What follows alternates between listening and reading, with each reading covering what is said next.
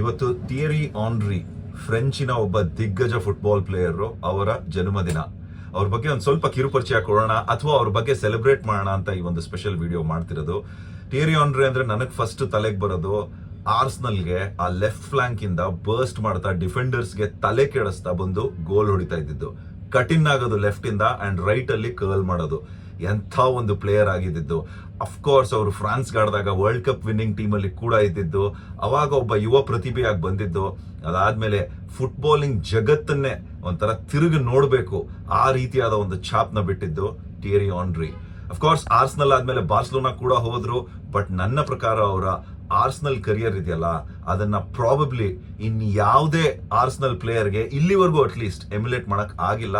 ಇನ್ ಮುಂದೆ ಕೂಡ ಅದನ್ನ ಮಾಡೋದು ಬಹಳ ಕಷ್ಟ ಇರುತ್ತೆ. ಸೊ ಇವತ್ತು ಗೋಟ್ ಅಂದ್ರೆ ಇವ್ರನ್ನ ಗೋಟ್ ಅಲ್ಲಿ ಓಜಿ ಗೋಟ್ ಲಿಸ್ಟ್ ಗೆ ಹಾಕ್ಬೇಕಾಗತ್ತೆ. ಬಿಕಾಸ್ ಆ ರೀತಿಯಾದ ಒಂದು ಪ್ರಭಾವನ ಬೀರಿರೋದು ಈ ಆಟದಲ್ಲಿ. ಸೊ ಥಿಯರಿ ಆನ್ರಿ ಅವರೇ, ಕನ್ನಡ ನಿಮಗೆ ಖಂಡಿತ ಬರೋದಿಲ್ಲ, ಬಟ್ ನಾವು ಕನ್ನಡಿಗರು ನಿಮ್ಮ ಫ್ಯಾನ್ಸ್ ಆಗಿದ್ದೀವಿ. ನಿಮ್ಮ ಜನ್ಮದಿನ ಶುಭಾಶಯಗಳನ್ನ ಹೇಳ್ತಾ ನಿಮ್ಮ ಒಂದು ಆಟ ಹಾಗೂ ನಿಮ್ಮ ಒಂದು ಲೆಗಸಿನ ಸೆಲೆಬ್ರೇಟ್ ಮಾಡ್ತಿದೀವಿ.